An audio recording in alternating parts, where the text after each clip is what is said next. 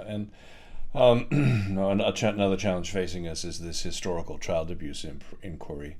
It's apparently imploding now. They've lost several key barristers as well as the head this past year, who's now living in New Zealand and refusing to come back to testify to Parliament.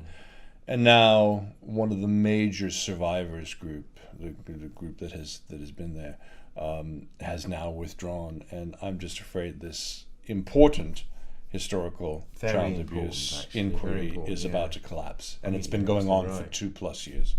All those years, and the most important thing is the people who were involved, who were abused, and to have all these people just dropping like flies is just appalling.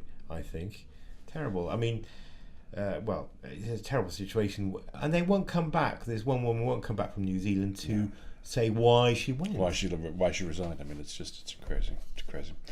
Last week we talked about Spain denying Russia the right to fuel their ships.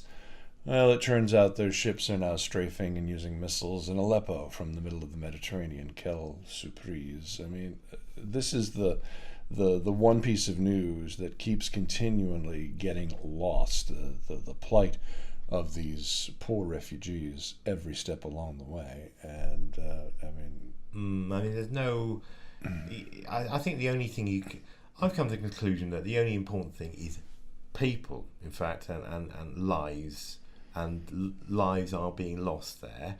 I mean, you've got a situation where Putin is reasserting the strength of Russia by, invading the Crimea and possibly Ukraine as well, eastern Ukraine, and bombing Aleppo. But I mean, if it's the cost of millions and millions of people's lives, it's just not worth it, is it? And he's a very worrying character, I think.